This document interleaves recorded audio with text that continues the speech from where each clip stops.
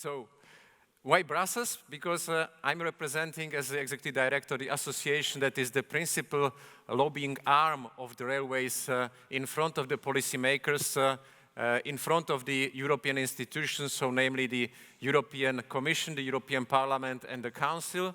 We represent a variety of the companies, various businesses, including, obviously, also the companies based in Spain, so namely Renfe and Euskotren. So I'm really proud that we also represent the regional company operating in the Basque Country. So that's what you can see, that we have really a number of companies privately owned by the states, operating infrastructure, operating passenger and freight services, which gives us the right to be the strong interlocutor vis-à-vis, as I said, those who do shape the European law, who do shape the European policy for us, for the European Union. How do we do it? Of course, I will be talking also about that slightly later. But at the first place, and I said that this is what is the challenge of the railway, is how we can perform better so that we are really serving the society. We are really the solution for the society with regards to the future mobility, the future system. And we can deliver it. So we say that not only by stopping flying, because not everyone can afford it, but what we have to do is we really have to provide the best value for the European economy so that the European citizens will see us, as I mentioned already, as the solution for Europe, thanks to our low carbon emission, thanks to our low general emissions that we produce to the environment, and also thanks to the fact that we are by far the most safe motorized land transport system. So for that, we have the best opportunities how we serve the society. And for that reason also, and this is kind of the picture that you see on the right side, if you talk about the future challenges, and I say that we are the partners for the interlocutors in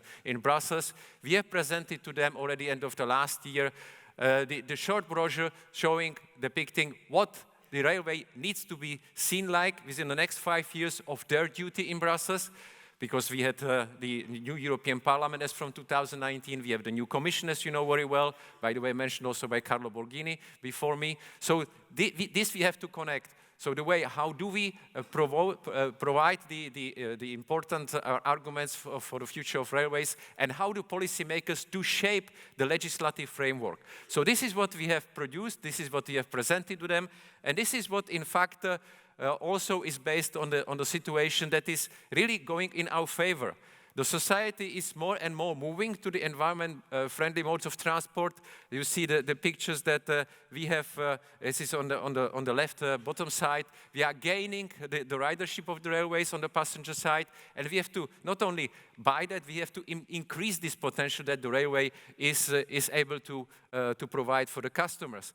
And that's also thanks to the Eurobarometer, that's the system that I would say monitors the happiness or unhappiness of the citizens in Europe with regards to the variety of the services. And the one last presented a year and a half ago was also mapping the situation of the satisfaction of the railways. So we can proudly say we are performing quite well. But obviously, when you see the picture of, for example, the punctuality or the frequency of the train, we can still be better. So we can still be the part of the society that can help the citizens even more.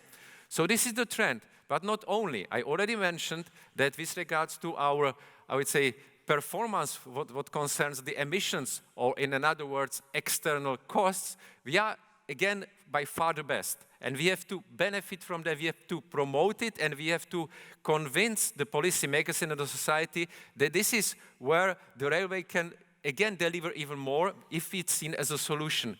Here what you can see is the total level of the externalities that are produced by the individual transport modes. And obviously here rail next to the buses is on a comparable level, but very low producer or the emitter of the various externalities. And not only that, the right part of the slide shows that we also not only emit the very small portion of the externalities, but and that's the top line, we more or less cover already all those externalities in a price that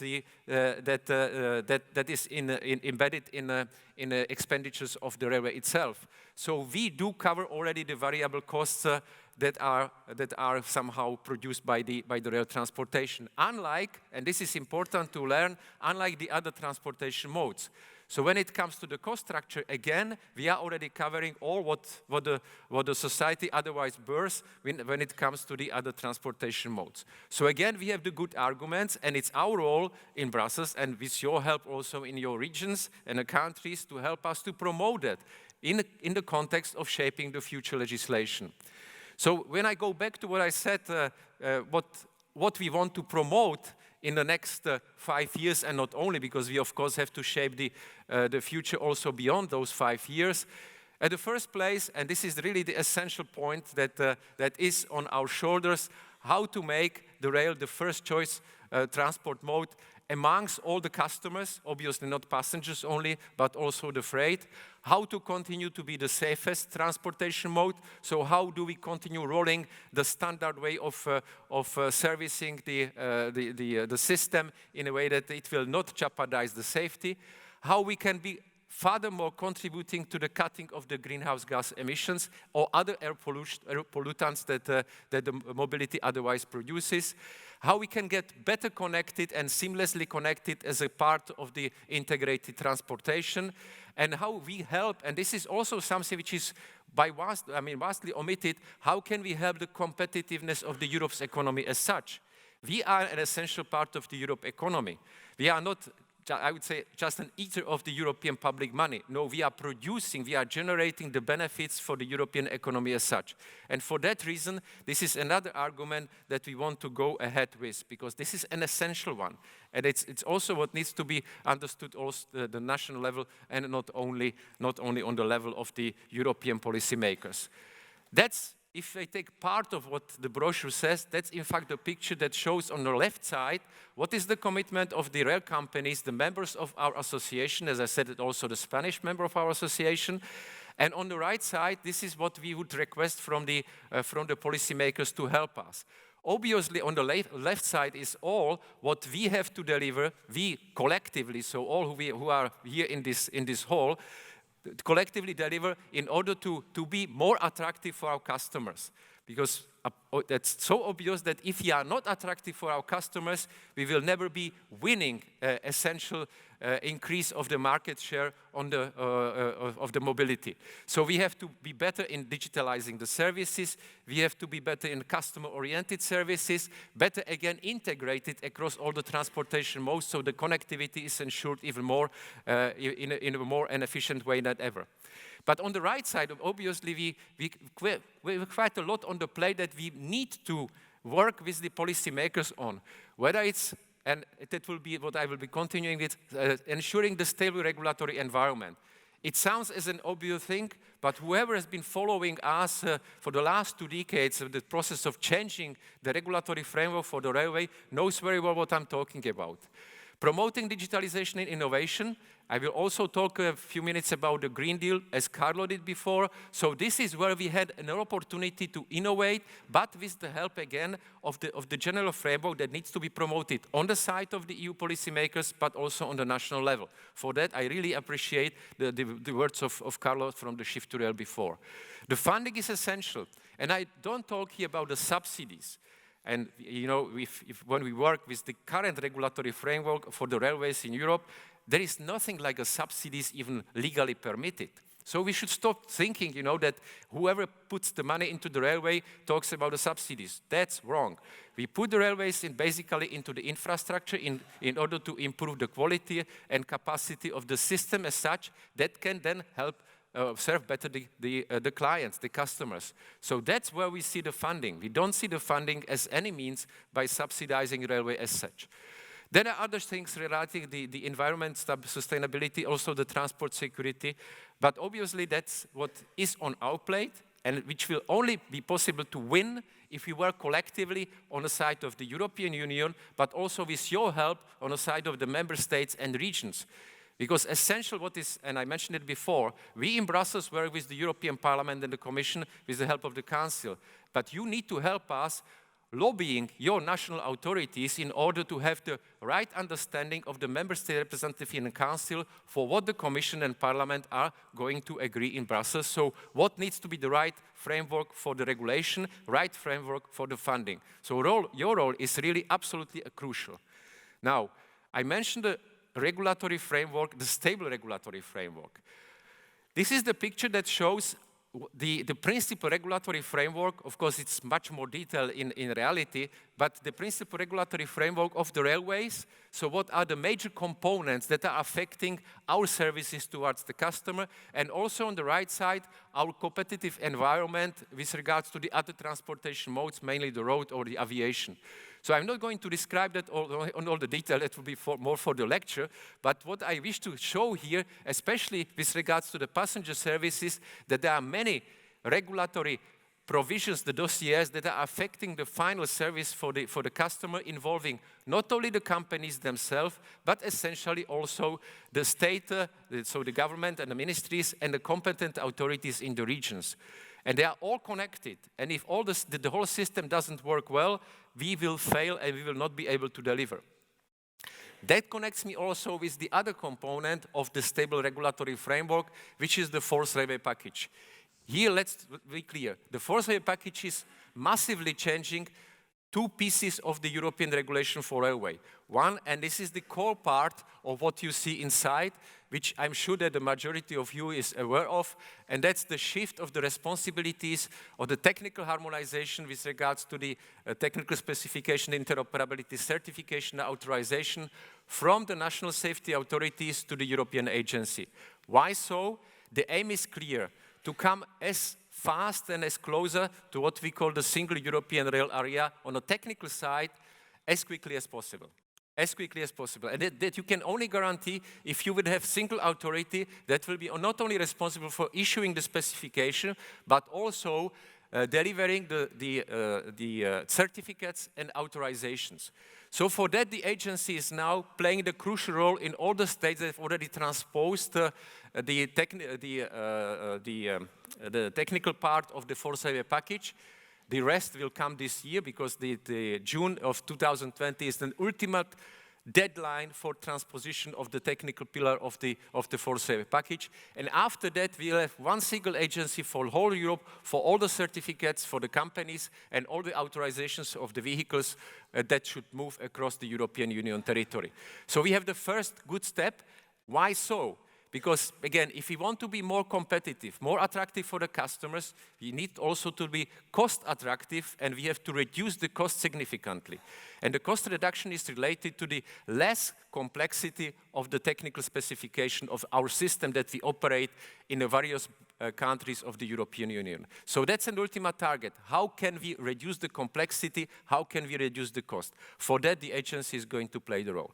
What is around that is the other component of the fourth railway package that I'm sure that you know, and it's the opening of the domestic passenger market.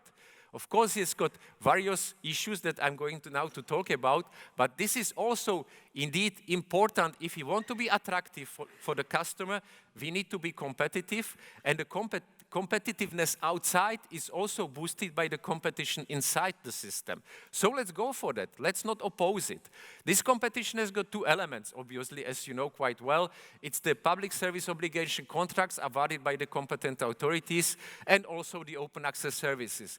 As you can see on this slide, the picture in the landscape, I would say, of those services across the European Union territory is quite mixed. It's mixed because each country enjoys the different geographical conditions, distribution of the population, distribution of I would say the network, and so on. So for that reason, you will not find one single solution everywhere. And for that reason, if you will be carefully reading also the provision in the fourth railway package, you will find that there is a flexibility that allows each competent authority in each country to shape the system accordingly. So we can do it, but we can do it, as I said, that in a way that will produce the final competitiveness of the railway by using the opportunities of the internal competition. Typical example is then how to award the public service obligation contracts. This is just a warning. I mean, we have already passed the deadline of December of 2019. That has been allowing us to work in an old system. Now we have to migrate quickly to the new system, which is more or less about all the contracts in the future awarded by the competent authorities needs to be tendered, unless they are subject to very specific provisions as listed on the right side. But they are mostly specific to the very small regions. I mean, I must admit that probably the Basque region would be eligible for that. Luxembourg is, for example, one of the cases where we can go for the direct award in the sense of what will be applicable also after 2023. But those are, again, you know, the flexibilities that are embedded in the regulation in order to be able to serve the society, serve the customers in the best possible way. And for that reason also, you and everyone who will be involved, engaged in the decision-making with regards to implementing the for-sale package in the right manner and awarding the PSO contracts, we have to combine it also with the open access services. Again, there we have the picture mixed, as I shown before, because in each country you will have to decide what is the portion of the long-distance services subject to the high demand that is then, let's say, available for the non-compensated services. Like in Spain, by the way, it is the case of the high-speed connections. Or what will be then the right mix in a smaller territories like the Basque Country, where you may have a high-speed connection, but still used, for example, by the commuters. The other aspect is, of course, how to award the PSO. I mentioned already that the regulation is pretty flexible, but more or less directing us from what we see today in not only in the eastern part of Europe, but also in the central part of Europe and the western part of Europe, from the directly awarded services to more tendered services. So we have certain shift. It's not a shift to rail in the context of the shift to rail like Carlo Borghini has to manage, but it's a shift to rail in the context of how to attract the customers by providing the competitive services.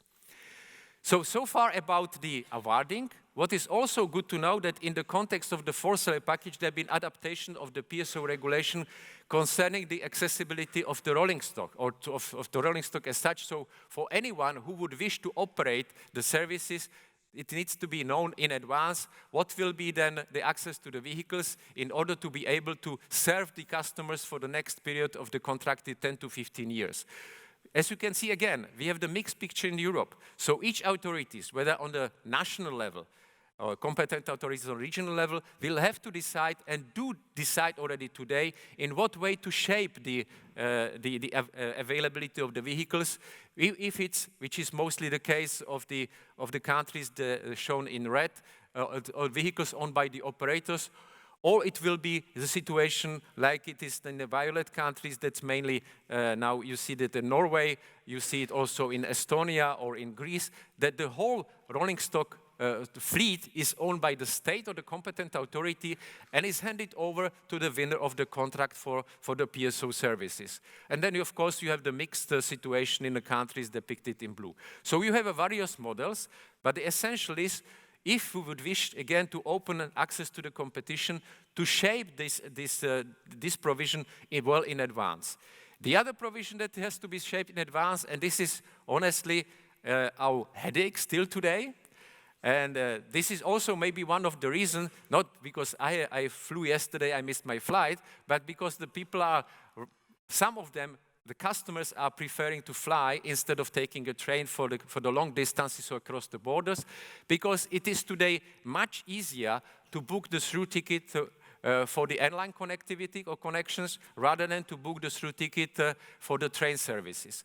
So what we have to do, and this is something that we need to deliver because it's an ultimate interest of the railways themselves, but we have to do it also because it's embedded in the regulation. We have to go relatively quickly and fast to the system that will open up the distribution channels of each individual train operating company, and as a minimum to the third-party ticket vendors, giving the opportunity for one single contract selling the tickets across the various operators from the origin to destination, including ideally also the integrated systems of the commuter services. If we come to that, then we will be really delivering the massive move in attractiveness of the rail system. And as I said, that we have to do it in our interest, but please help to understand also that if we fail to do that, we risk a major blow in the end of 2021 or 2022, where the Commission will be assessing the situation on the railway market, and if finding that we have not been able to deliver by ourselves, we can risk also the regulatory provisions that will be forcing us to have one single system across Europe, which you can imagine will by far be ideal, because whatever is put in the details of the regulation never delivers what we need to have. So that's just a warning signal. I'm sure that a number of you are involved in a shaping also the way of the distributing the tickets. So that's the signal that we have to move, and we have to move quickly.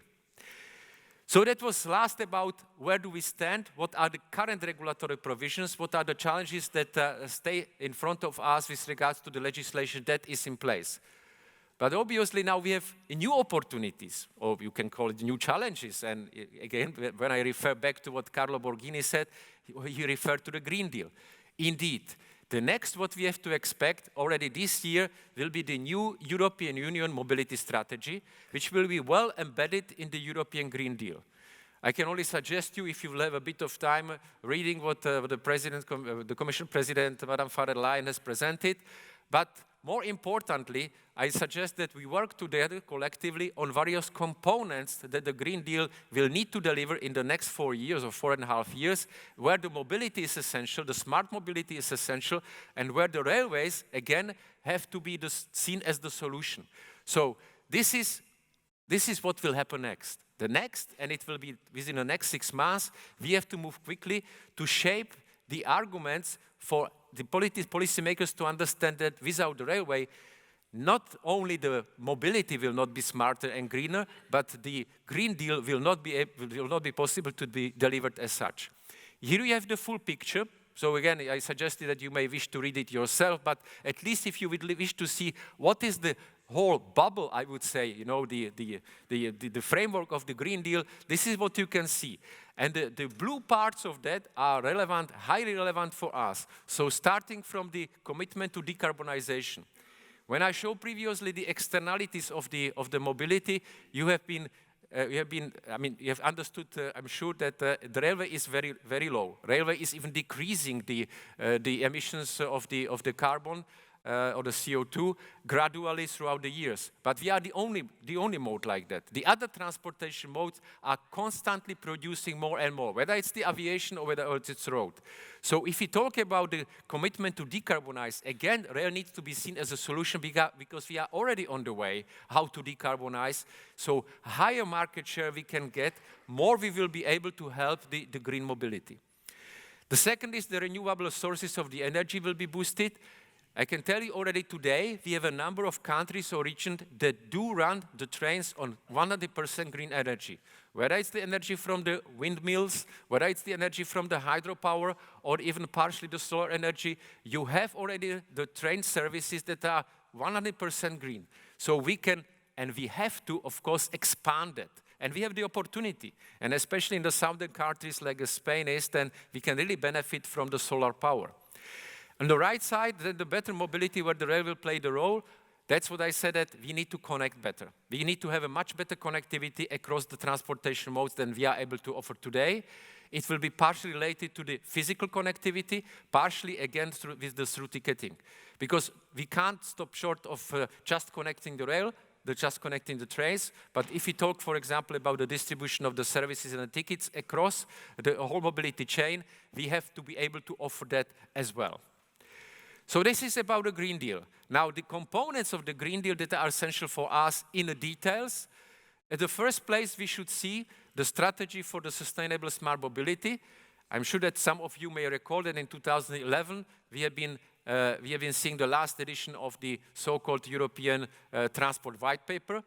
There will be not more white papers. We will have, instead of the white paper, the Sustainable and Smart Mobility document, but part of the Green Deal and kind of following up on what the white paper has been delivering before. Second, we will see alternative Fuel Infrastructure Directive, which will be essential for us as well. Why so? Because, again, as I said again, we are more or less running on the green energy today, but we need also to electrify more. We need also to be able to switch to the hydrogen or the battery power. So for that, this directive can help us. The third bullet point is obviously essential because we will need to have also certain funding for certain infrastructure component. And then it cascades to some more details related to the freight mainly and the infrastructure, combined transport, the TEN-T directives, and also the initiative to increase the capacity of the railway. So it's all connected with the way how the member states, and mainly member states, so again, you know, my call is more on you rather than on what we can achieve on the side of the Brussels bubble. You will have to help us to convince your policymakers, your decision makers, that we will need to invest even more into the capacity of the railways, both the hard capacity of the railways, so building more lines, but as well as to the resignaling of the lines, so increasing the soft capacity through the better control command and signaling system. What next? Of course, we don't stop short of just listening and following and reading what the Commission proposes. We have proposed the Commission even before the Green Deal has been published, what should be the essential elements in it, and we're quite happy to see that the European Executive Vice President Frans Timmermans and his team has partially considered our expectations in the paper. And for the next 4.5 years, I said that we will work mainly with him, with Mr. Timmermans and the team and the Commissioner Vălean on delivering. On delivering what? On delivering the greenhouse gas emission-free mobility by 2050. On delivering, and the second point is really essential, and especially for the Transport Commissioner, we will need to see the action plan for rail freight. I mentioned before that the passengers' volumes are relatively good and they are growing. On the other side, we are still not good on the side of the freight for various reasons, but we have the framework that we don't need to change this from the perspective of the regulation, but we need to have a better understanding, or you can call it a roadmap of what else can and will need to change in order to boost also the rail freight opportunities, rail freight competitiveness. And for that, we need to have this roadmap. For that, there is an expectation that from the current 17% of the market share, and I know that in Spain it's much, much lower than it is the average of Europe, we need to boost it. And we have even our document called Rail Freight Forward that is saying the target, the ultimate target by 2030 is to have the market share of 30%. So it's more than doubling the volumes of the cargo transported by the rail from today's figures. The third is clearly to the policymakers, internalize the transport externalities for all the modes. I explained before, the railway does that already today. The railway is covering the cost of the externalities. The other modes do not. So we are disadvantaged. In order not to be disadvantaged, we need to be helped in the overall legislative or regulatory framework. Again, we will do part of our job with the Parliament, with the Commission, but you will need to help us on a national level because the major opposition against this principle comes from the member states. Number 4, electrification, digitalization, reducing the freight noise. It's the package that is already rolling on, so it's nothing completely new. What is essential is we will need to have, again, the bits and pieces also embedded in the multi-annual financial framework, so we will have enough means in the funding instruments of the Union that will be supportive to that. And the same applies also to the funding of the research innovation, again, connected with the future of the shift to rail, connecting with the future and boosting of the innovation that we need to perform. The last one you can find a bit tricky, but this is where we see also the bigger role, not only of the policymakers, but the railways themselves. Are we going to be able to attract the private investors? And we need to be able to, because we know very well that the volumes of the funding instruments and the means whether available from the Union or from the national means, is limited. So we will have to explore, and even more than ever before, what are the chances of getting more money also from the private investors, so how we can be attractive from the long-standing perspective in order to get and gain more for the railway projects. So it's really a big issue. Now the last point, carbon pricing for the transport is more or less related to, I said, the lower emissions. and low emissions also with regards to how we promote ourselves, so how we publicize our services. And this is where we are also not super good. You have much more publicity, or you see much more publicity even given by the aviation, how they are better and better in decreasing and reducing the emission. What we have to be more clever is, how do we sell our services towards the society saying, we are green, you should come to us. You should also come and help in front of the competent authorities in establishing such a frequency of the service that will be even more valuable for the society and the commuters. And the last one is about the cross-border interoperability and connectivity. Those are the issues, on one hand, related to the single European rail area, which I mentioned already before.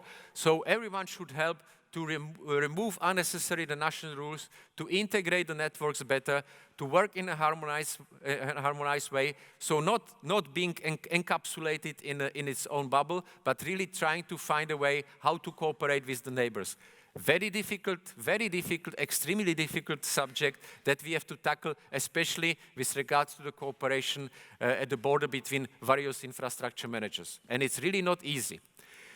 So if we do that all, so if we deliver what is on the basis, so what is the pillar, so how do we implement the market-oriented reform, how do we implement the basic regulation which is leading us to the single European rail area, if we succeed in that, if we succeed with the policymakers, both on the European side as well as on the national side, in delivering the regulatory level playing field across the modes, in delivering the infrastructure funding, in delivering the innovation and intermodal integration, collectively, I said, with the policymakers, then yes, that we will be able to accomplish this challenge that I mentioned right at the beginning, how to be more attractive for the customers, how we can be seen as the solution for the society, how we can be seen as a solution for the green mobility, for the Europe's economy, for what for the new Green Deal we wish to see, means that we will be the real net contributor to Europe, and we will be seen